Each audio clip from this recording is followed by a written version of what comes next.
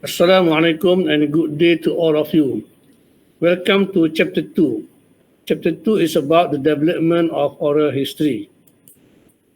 This chapter discusses the development of oral history around the world and in Malaysia. It also focuses on the development of technology in conducting oral history projects. First of all, let's talk about the development of oral history in the world. Oral history has been practiced since Zhou dynasty in China. Zhou dynasty actually was one of the most important dynasties in Chinese history. It was divided into two main periods, the Western Zhou and the Eastern Zhou. The first period was called Western Zhou. Oral histories from this period tend to relate legends and myths relating to the origins of the dynasty, bravery of the early kings, and their relationship with the heavenly god. The second period was called Eastern Zhou. After the Western Zhou collapsed, due to the attack from barbarian tribes, the capital was moved east, marking the beginning of the Eastern Zhou period. In Eastern Zhou, the power of the Zhou kings weakened, and feudal states began to compete for power. As a result, oral accounts from these periods often reflect political conflicts, diplomatic maneuvers, and the rise of the great figures such as Confucius and Sun Tzu. This is a little bit situation of oral history during Zhou dynasty. Next, look at how oral history evolved during the Greek era. Before more comprehensive written records appeared, stories, myths, legends, and historical information were passed down orally from generation to generation in ancient Greece. And oral history played a significant role in preserving their culture and customs. Oral history was used by two Greek historians, Herodotus and Thucydides, to gather historical information. Herodotus was often referred to as the father of history. His main work, Histories, is an extensive account of the world of Greece, Egypt, and many other areas known at that time. In writing this account, Herodotus relied heavily on oral history. He frequently traveled to various regions to interview people and collect stories. However, Thucydides, another Greek historian and who was more critical and analytical approach to historical writing, employed oral history in correcting historical information. His well-known book, History of the Peloponnesian War, which offers a detailed account of the conflict between Sparta and Athens, is evidence of this. Even though he was more careful in verifying the information he collected, he would insist that he was only recording what he had personally witnessed or had heard about from reliable sources. Then, let's discuss about the use of oral history technique in preserving Al-Quran and Al-Hadith. The Quran and Hadith, the two primary sources of Islamic belief, were recorded in a significant way by means of oral history. Before being documented, both were first transmitted orally. Then, this oral transmission of primary source of Islamic belief were transcribed and documented.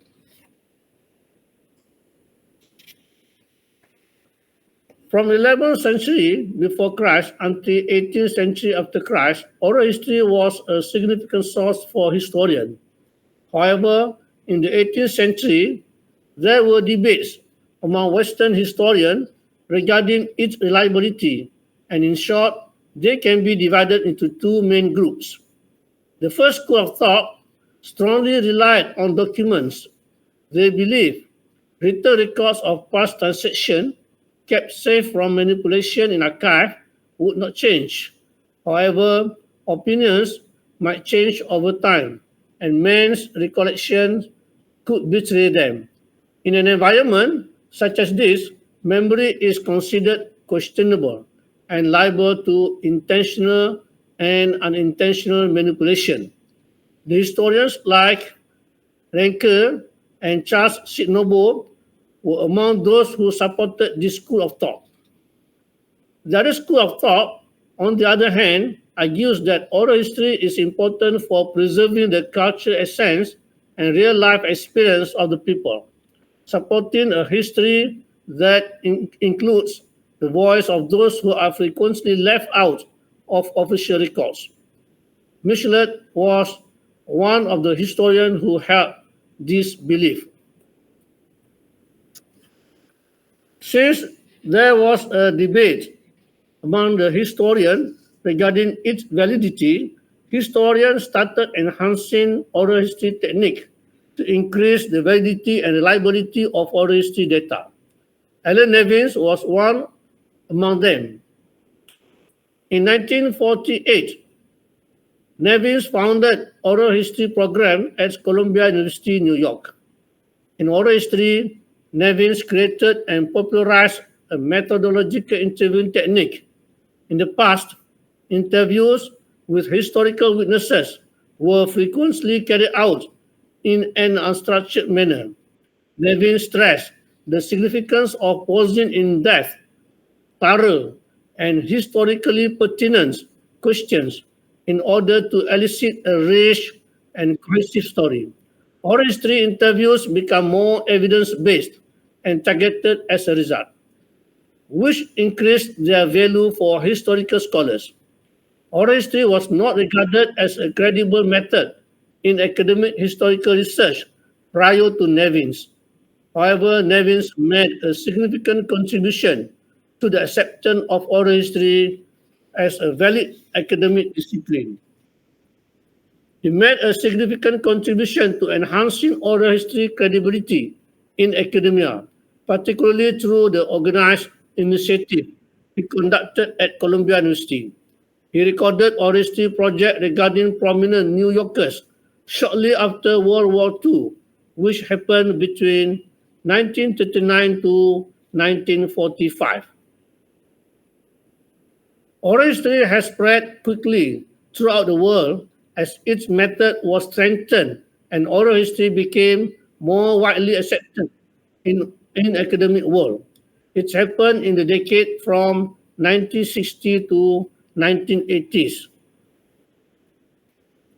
During this time, there were a few oral history associations were founded, such as Oral History Association of USA, which was founded in 1967. In June 1996, the International Oral History Association was established.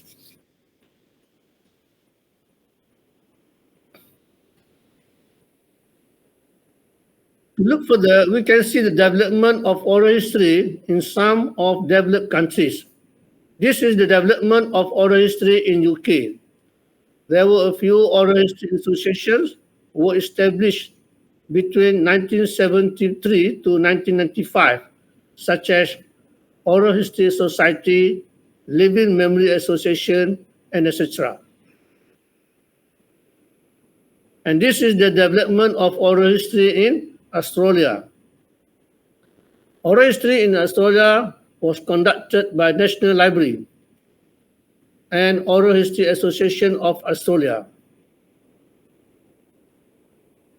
And this one is the development of oral history in India.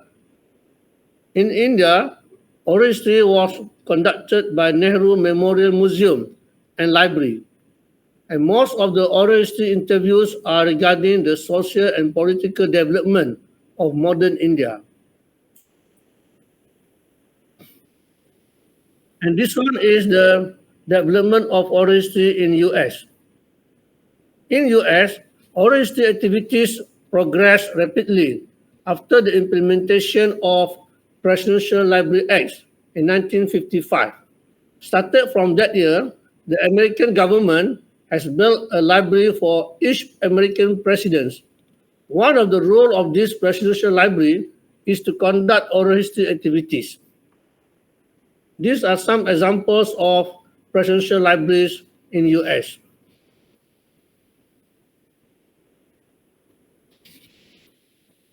Then let's discuss about the evolution of oral history documentation in the cultural activities.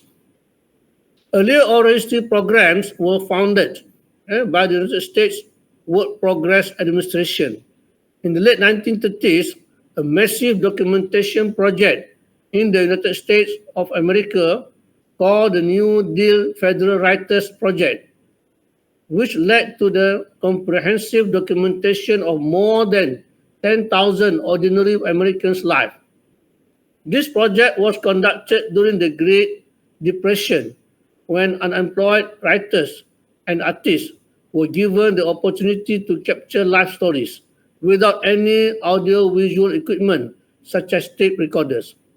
From the 1940s to the 1960s, oral history occupied a limited place within academic research, specifically in the UK, United States, and Scandinavia.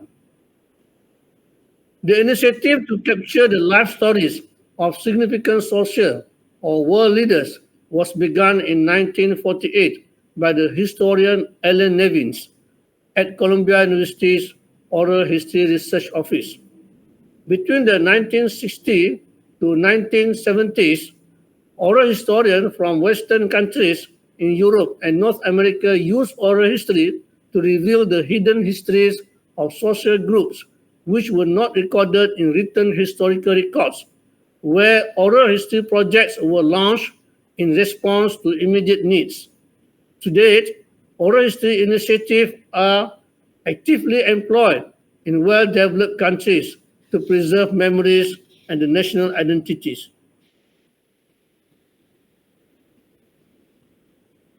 Then, let's see the development of oral history program in Southeast Asian countries.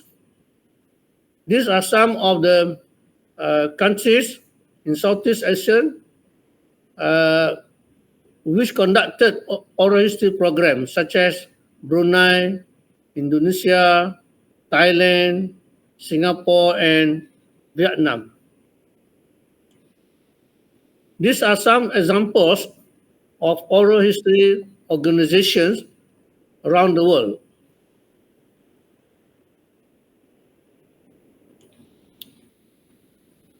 After discussing subtopic 2.1, which is about the development of oral history program in the world, now let's discuss subtopic 2.2.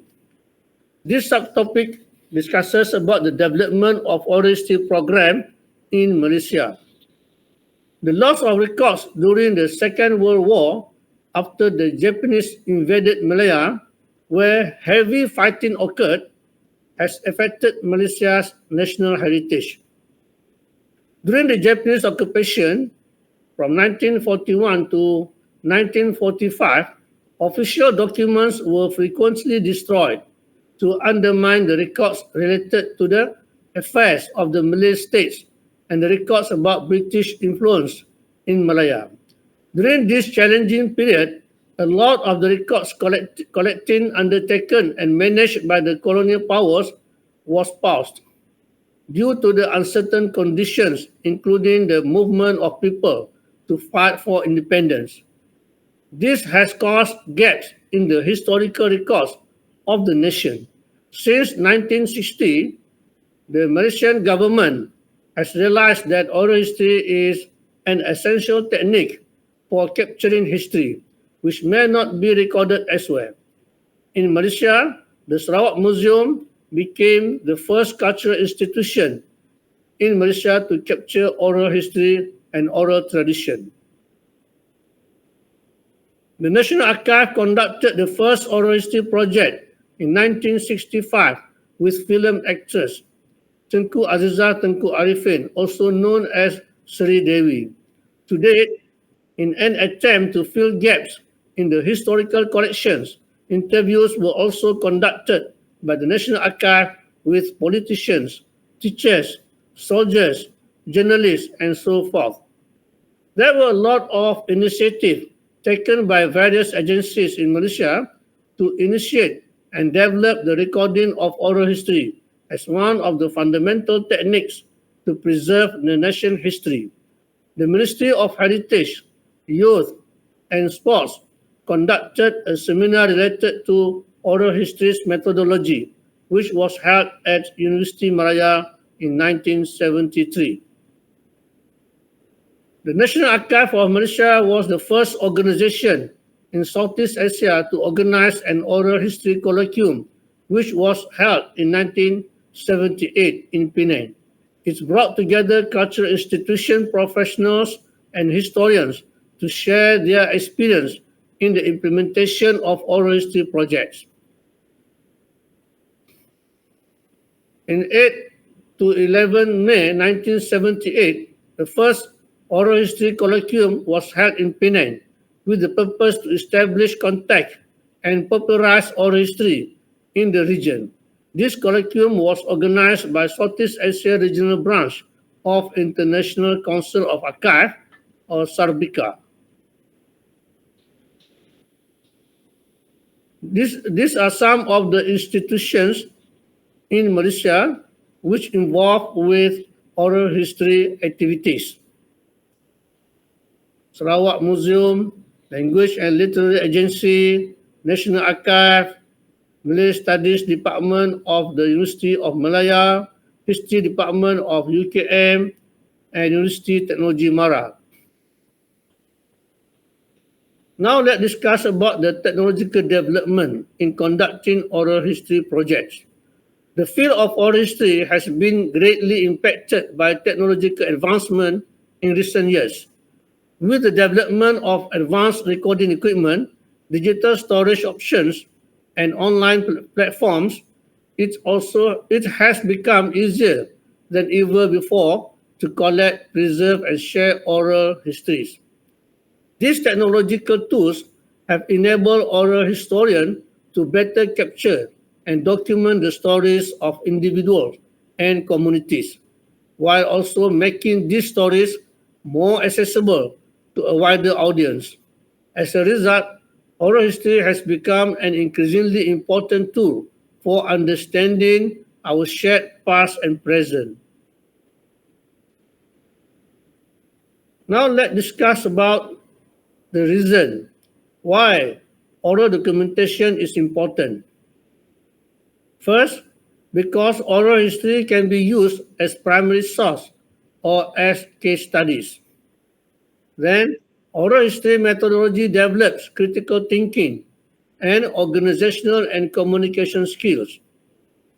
Interviews raise awareness about particular issues or moments in history. Then, oral history projects help to develop public speaking skills, improve communication and social interaction, learn multimedia technologies, and build a sense of community. Next, oral history fosters intergenerational appreciation and an awareness of the intersection between personal life and larger historical currents.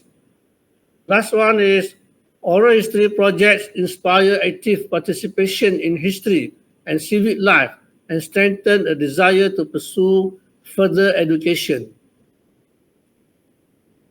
These are some of the interest groups of oral history.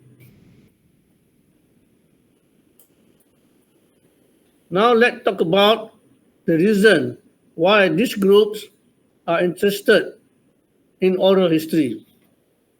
First, oral history can assist this group in collecting information from original source to fill in the gaps of topics covered by restricted resources. For instance, by completing historical gaps, oral history can assist historians in writing the history of a state. Number two, by communicating with those who have first-hand knowledge of historical events, oral history can also assist people, particularly those who study history, in experiencing that event. And the last one, oral history can also assist in recording a family member's life history. These are the activities of conducting oral history projects according to Baum. And these activities will be discussed in the next chapter. Thank you for listening my lecture today. I truly appreciate your attention and commitment. Assalamu alaikum.